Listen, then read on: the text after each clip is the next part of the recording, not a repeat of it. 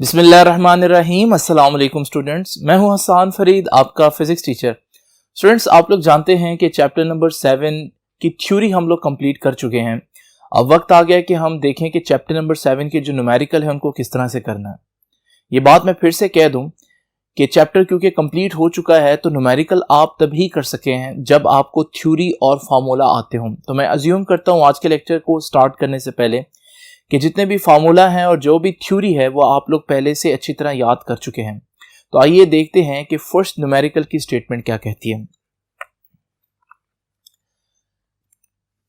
तो मैं यहां हेडिंग दे देता हूं गिवन डेटा की, ताकि जैसे जैसे मैं न्यूमेरिकल पढ़ता जाऊं उसकी स्टेटमेंट पढ़ूं वैसे वैसे जो चीज डेटा में गिवन है हमें और जो चीज हमें रिक्वायर्ड है या फाइंड आउट करनी है वो मैं साथ साथ लिख देता हूं। पहला न्यूमेरिकल इट्स क्वाइट इजी। देखते हैं जी। सबसे पहले वो कहता है अ फोर्स ऑफ 0.4 न्यूटन। तो this is the first thing is that is given to me. 0.4 newton force है is required to displace a body attached to a spring. Mass spring system है, ठीक है ना। इसका मतलब थ्रू 0.1 मीटर। लो भाई कितना डिस्प्लेस करना है? 0.1 मीटर। आपको मालूम है इस चैप्टर में जब हम डिस्प्लेसमेंट की बात करते हैं तो जो सिंबल हम देते हैं डिस्प्लेसमेंट के लिए वो एक्स है। अब ये दोनों चीजें तो हमें उसने बता दी हैं।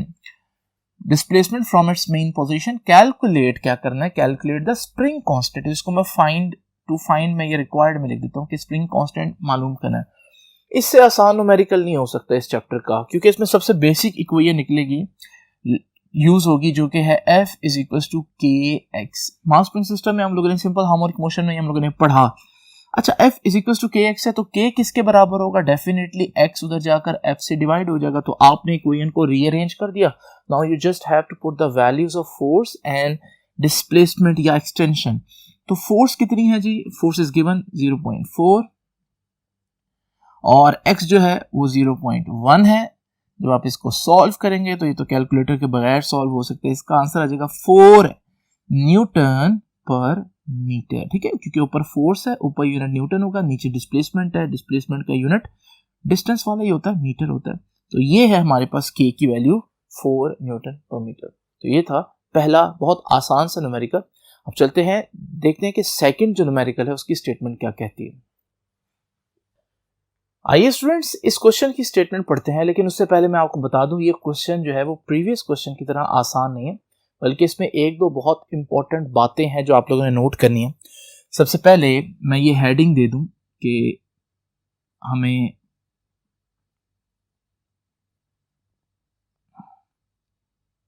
गिवन डेटा की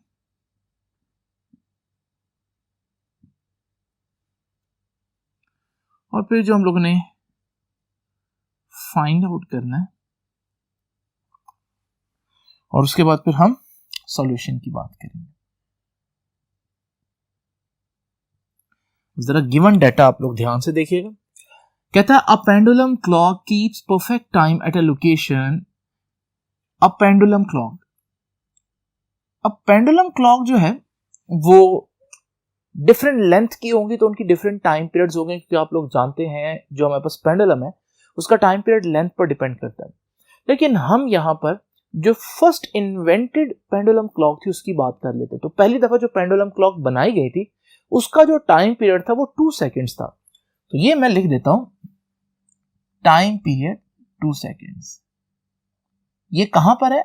ये किसी एक ऐसी लोकेशन पर है जहां gravity acceleration due to gravity जो है वो एग्जैक्टली 9.8 मीटर पर सेकेंड है, यानी कि जी की वैल्यू 9.8 मीटर पर सेकेंड स्क्वायर।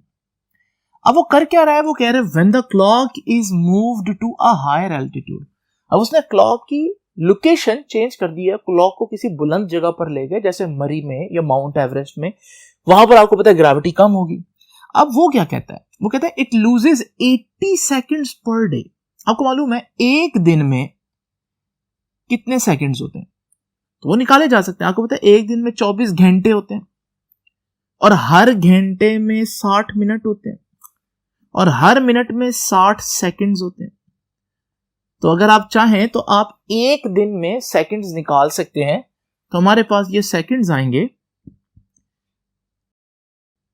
8, 6,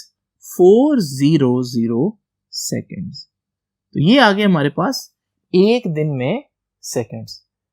लेकिन अब वो कह रहा है कि नई जगह पर जाकर it loses 80 seconds per day, यानी अब उसके लिए जो पूरी दिन में जो सेकेंड्स थे उनमें 80 सेकेंड का चेंज आ गया, क्योंकि नई जगह पर ग्रेविटी डिफरेंट होगी तो हमारे पास पेंडुलम जो है उसका टाइम पीरियड चेंज हो जाएगा, जिसकी वजह से अब वो कह रहा है कि नई जगह पर उसने जो टोटल टाइम था, यानी जो कि आमतौर पर पूरे दिन में 86400 सेकेंड्स होते हैं, उसके लिए 80 सेकेंड का लॉस हुआ। अब यहां एक पहली इंपॉर्टेंट बात आती है और वो ये है कि बच्चे समझते हैं 80 सेकेंड्स कम हो गए, ऐसा नहीं है। यहां पर जब वो कहता है ना कि it loses 80 seconds per day, इसका मतलब उसके लिए एक दिन में अब 80 सेकेंड्स बढ़ गए हैं।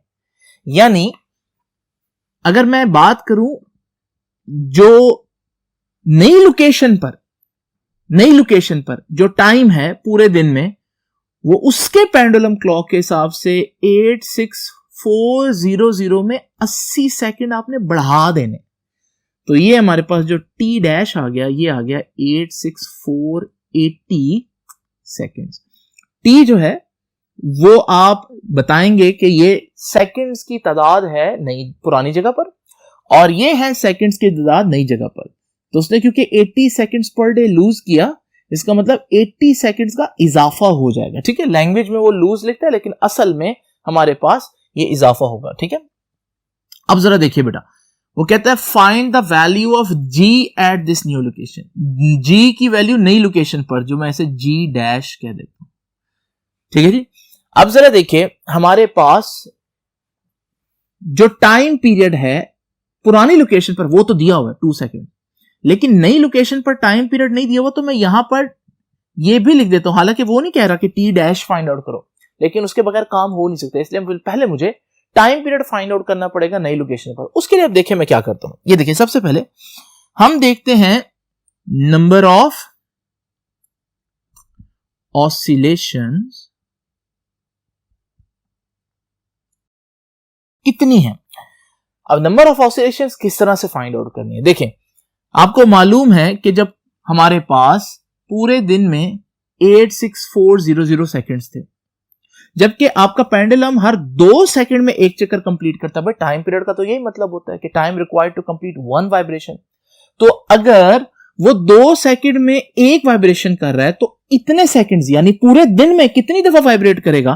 बड़ी सिंपल बात है, पूरी दिन में कितने सेकंड्स होते हैं 86400, और आप इसको डिवाइड कर दें जितनी देर में वो 1 सेकंड कंप्लीट कर रहा है, तो हमारे पास ये आ जाएगा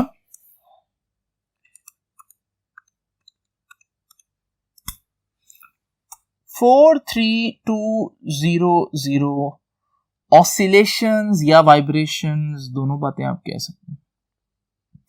तो ये है हमारे पास नंबर ऑफ ऑसिलेशंस। अब दूसरा पेंडुलम इतनी दफा ऑसिलेट करेगा, लेकिन वो इतनी दफा ऑसिलेट करने में ये टाइम नहीं लेगा, क्योंकि उसके तो 80 सेकंड्स बढ़ चुके हैं, तो वो ऑसिलेट करने में इतना टाइम लेगा। ठीक है, तो वो इतनी ही ऑसिलेशन, ये जो पुरानी जगह पर पेंडुलम पड़ा था वो इतनी ऑसिलेशंस कितनी देर में कर रहा है, इतनी देर में। लेकिन नई जगह पर जब वो जाएगा तो 80 सेकंड का टाइम जो है वो बढ़ जाएगा, तो हमारे पास यही वाइब्रेशंस कितनी देर में होंगी, 80 सेकंड्स का टाइम पीरियड बचेगा तो इतनी देर में।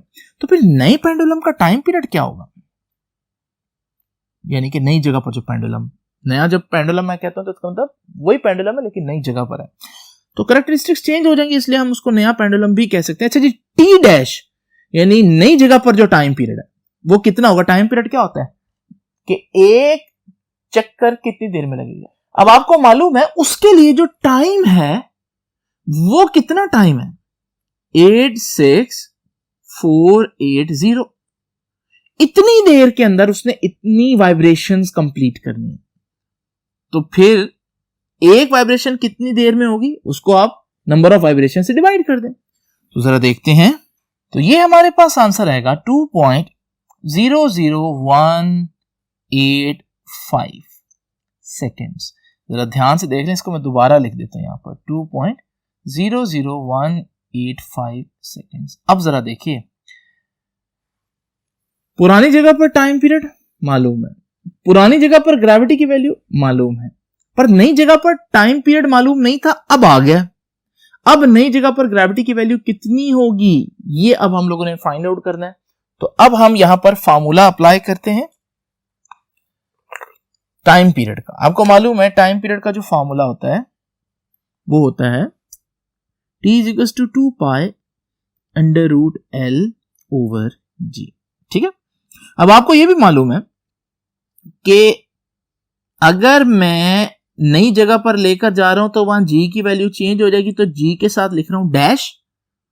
तो जब G की वैल्यू चेंज होगी तो वहां टाइम पीरियड की वैल्यू भी चेंज हो जाएगी, यहां पर भी आ जाएगा हमारे पास डैश।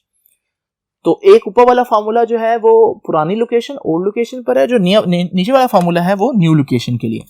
आइए जरा इन दोनों को डिवाइड करते हैं। जब हम दोनों को डिवाइड करेंगे तो आपको मालूम है 2 पाई से कैंसिल हो जाएगा और L अंडर रूट L से भी कैंसिल हो जाएगा। अब ये डिनोमिनेटर के नीचे डिनोमिनेटर है, तो रीअरेंज करके जो आपका आंसर आएगा बेटा वो कुछ ऐसे होगा कि इधर T के साथ नीचे T डैश आ जाएगा, इधर ये G डैश जो है क्योंकि डिनोमिनेटर के नीचे डिनोमिनेटर में ये ऊपर चला जाएगा और G नीचे आ जाएगा। लो भाई ये यूं सिंप्लीफाई हो गया। तो मैंने दोनों को डिवाइड कर दिया, जो टाइम पीरियड था न्यू लोकेशन और जो टाइम पीरियड था ओल्ड लोकेशन, उन दोनों की इक्वेशंस लिखी है और फिर मैंने आपके सामने ये डिवीजन किया। अब जरा देखिए हमें G डैश फाइंड आउट करना है और आप लोग जानते हैं G डैश जो है वो स्क्वायर रूट के अंदर है, तो स्क्वायर रूट को खत्म करते हैं। ठीक है, ये मैं इधर कर देता हूं। तो जब हम दोनों तरफ स्क्वायर लेंगे तो ये बन जाएगा T का स्क्वायर, ये बन जाएगा T डैश का स्क्वायर।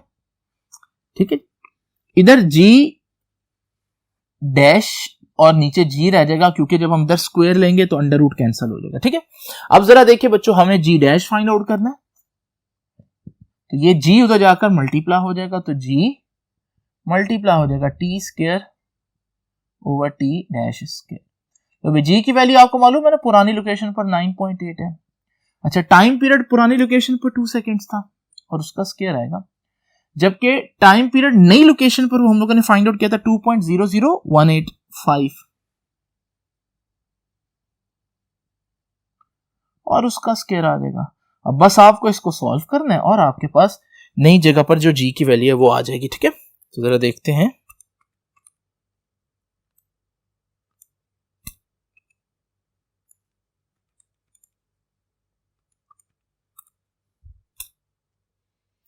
तो स्टूडेंट्स G की वैल्यू आई है 9.78 मीटर पर सेकेंड स्क्वायर।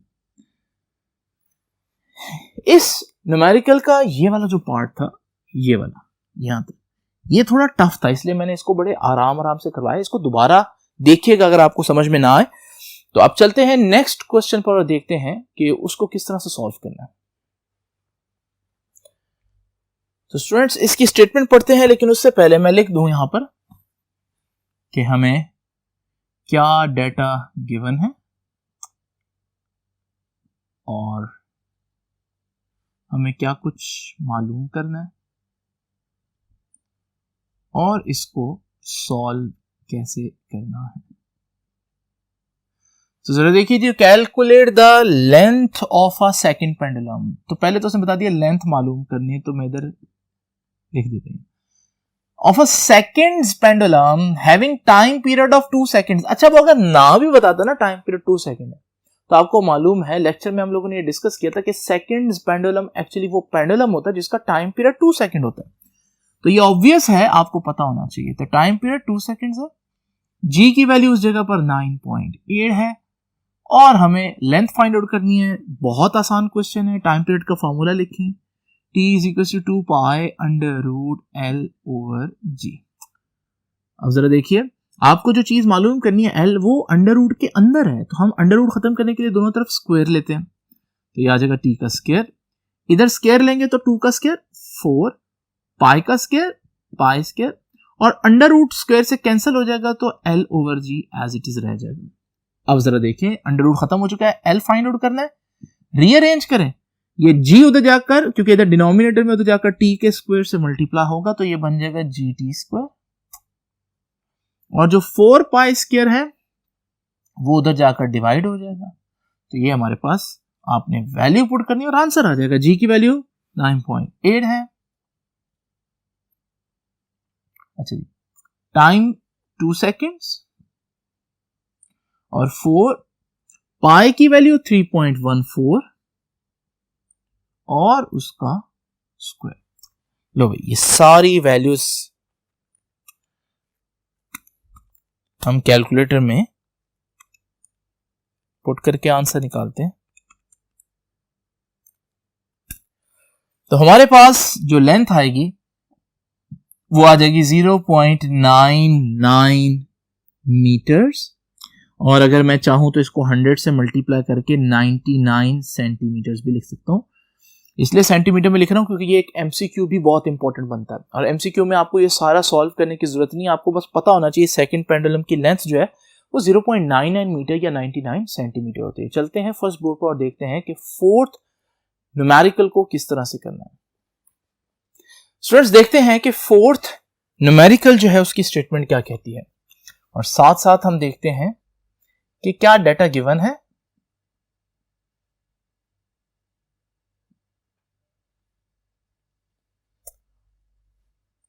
और फाइंड आउट क्या करना है और इसको सॉल्व कैसे करना है। सबसे पहले देखते हैं जी, वो कह रहा है a body of mass m suspended from a spring with spring constant k vibrates with F1 when its length is cut into half and the same body is suspended from one of the halves, the frequency is F2। ठीक है, यानी वो आसान अल्फाज में कह रहा है कि हमारे पास एक स्प्रिंग था। ठीक है, मैं इसको यूं यहां पर बना देता हूं सपोर्ट के साथ। ठीक है, ये हमारे पास एक स्प्रिंग है,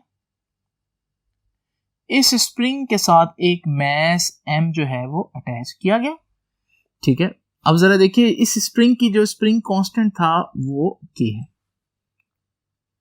आपको मालूम है इस मास का कुछ वेट डाउनवर्ड होगा और वो होगा mg। अच्छा, अब वो क्या कह रहा है कि ये जो स्प्रिंग था इसको हाफ कर दिया, यानी काट दिया दरमियान से, और वो जो हाफ है ना उस हाफ को उसके साथ यही मास अटैच किया, यानी उसके साथ यही मास अटैच किया। तो एक बात तो तय है कि नया स्प्रिंग कांस्टेंट इसका k जो है वो तो चेंज हो चुका होगा, लेकिन जो डाउनवर्ड वेट है, क्योंकि ऑब्जेक्ट तो आपने सेम अटैच किया है, तो वो हमारे पास mg ही होगा। ठीक है, इसकी फ्रीक्वेंसी कुछ और होगी, तो फ्रीक्वेंसी ऑफ फुल स्प्रिंग यानी ये वाला वो है f। ठीक है, और spring constant of full spring वो था k। अब फ्रीक्वेंसी ऑफ हाफ स्प्रिंग, वो जो नया केस है उसकी फ्रीक्वेंसी तो चेंज हो चुकी होगी, तो उसको हम f डैश कह देते हैं, ये चले f2 कह देते हैं, इसको हम f1 कह देते हैं। तो frequency of half spring f2 है, तो स्प्रिंग कांस्टेंट यानी कि k ऑफ हाफ स्प्रिंग वो कितना होगा, वो k2 होगा, इसको फिर मैं k1 कह देता हूं। लो भाई, ये हमें डाटा गिवन है। अब फाइंड आउट क्या करना है, find f into f inverse. इसको आसान अल्फाज में हम कह सकते हैं कि f1 over f2 find out करना है। ठीक है, क्योंकि जब किसी चीज की पावर नेगेटिव हो तो हम उसको डिनोमिनेटर में लेकर जाकर पॉजिटिव कर सकते हैं। तो f1 over f2 is equal to question mark, ये हमें मालूम करना है। अब पहले केस के लिए मैं कह सकता हूं, फ्रीक्वेंसी का फार्मूला आप लोग जानते हैं, फ्रीक्वेंसी होती है 1 over 2 pi under root k over m। ये फ्रीक्वेंसी का फार्मूला है। लेकिन क्योंकि फर्स्ट जब फुल स्प्रिंग है, जो फर्स्ट केस है उसकी बात करो तो यहां पर के साथ भी 1 आएगा, एफ के साथ भी 1 आएगा। लेकिन आप लोग जानते हैं कि k इज इक्वल टू या f is equal to k x, तो k is equal to f over x, ऐसे है ना, यही आप लोगों ने पढ़ा। तो अगर मैं k1 मालूम करना चाहता हूं तो f के साथ f1 आएगा और x के साथ x1 आएगा। लेकिन f1 कितना है? f1 तो वो वेट है या फोर्स है जो नीचे लग रही है, वो तो mg थी, और x1 को मैं x1 लिख देता हूं। तो ये k1 की जो वैल्यू है ना, ये मैं इधर पुट करने लगा। तो f1 बराबर आया 1 over 2 pi under root k1, k1 कितना है? mg over x1 divide by m। ये m से कैंसिल हो जाएगा, तो ये f1 हमारे पास बराबर आया 1 over 2 pi under root g over x1। तो ये है हमारे पास पहली चीज। ठीक हो गया स्टूडेंट्स? अब देखते हैं कि f2 किस तरह से फाइंड आउट करेंगे। बिल्कुल वैसे ही f2 की equation 1 over 2 pi under root k over m। लेकिन क्योंकि f2 की बात करें तो k2 की वैल्यू पुट करेंगे। ठीक है, अब जरा देखिए, ये k2 भी मैं यहां पर फाइंड आउट कर लेता हूं। जरा देखें, जिससे हमने बताया f is equal to k x, तो k is equal to f over x। तो k के साथ 2 आ जाएगा, f के साथ 2 आ जाएगा और x के साथ 2 आ जाएगा, क्योंकि हम सेकंड स्प्रिंग की बात कर रहे हैं। अब f2 क्या है? जो नीचे फोर्स लग रही है भाई, वो तो ऑब्जेक्ट वही है, तो इसका मतलब अभी भी फोर्स mg ही होगी, तो इसका मतलब ये तो mg रहेगा। लेकिन नीचे x2 है। अब आपको मालूम है स्प्रिंग आधा हो चुका है, तो जब स्प्रिंग आधा होगा, जो इसमें एक्सटेंशन है वो भी पहले के मुकाबले में आधी होगी, तो x2 की जगह मैं लिख सकता हूं कि जो पहले एक्सटेंशन थी x1 उसका हाफ। तो ये हमारे पास 2 ऊपर चला जाएगा, तो ये बन जाएगा 2mg और नीचे आ जाएगा x1। ये k की वैल्यू, जो k2 की वैल्यू इधर पुट करने लगा,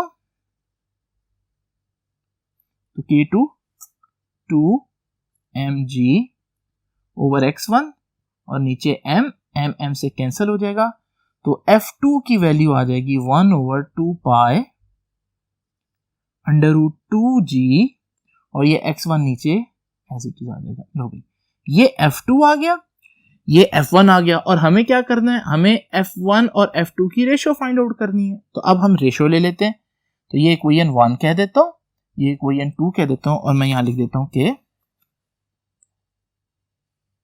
बाय डिवाइडिंग या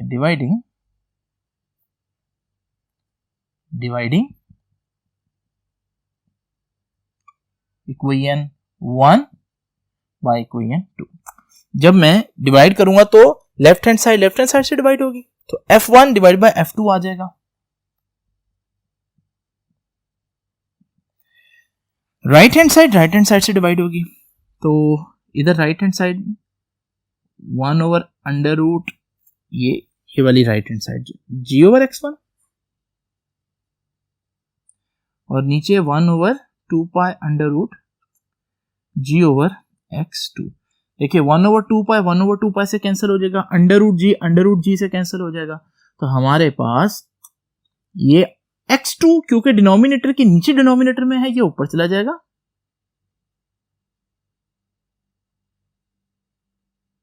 यहां पर 2g था। ठीक है, ये हमारे पास ये भी x1 है,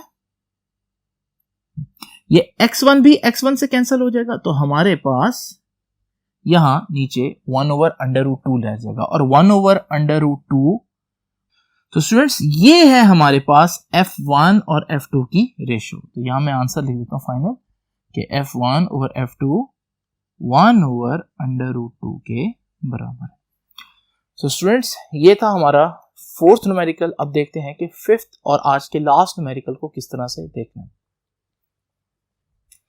तो आइए स्टूडेंट्स इसकी स्टेटमेंट पढ़ते हैं और साथ साथ देखते हैं कि क्या डाटा गिवन है और क्या हमें मालूम करना है।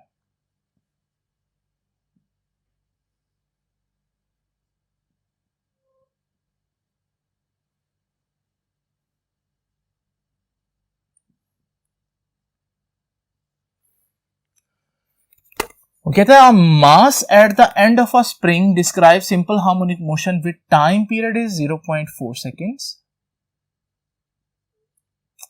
Find out acceleration when displacement is 0.04 metre. Displacement दिया हुआ 0.04 मीटर और फाइंड आउट एक्सेलरेशन. तो एक्सेलरेशन हमें मालूम करना है. अब आपको मालूम है कि हमारे पास जो फार्मूला है एक्सेलरेशन का वो हम लोगों ने पढ़ा था -ω²x.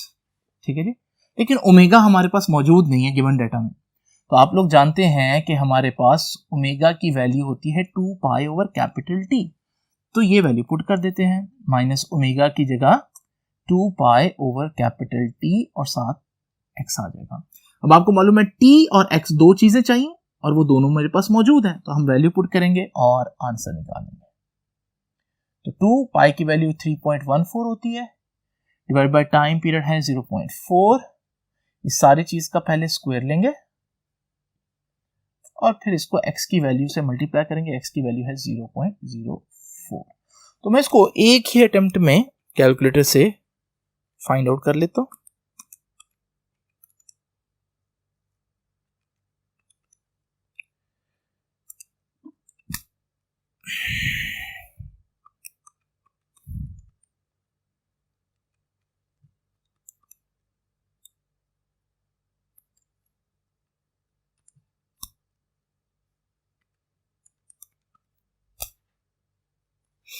तो स्टूडेंट्स हमारे पास एक्सेलरेशन आ रहा है 9.86 मीटर्स पर सेकेंड स्क्वायर और साथ ये नेगेटिव साइन आ जाएगा.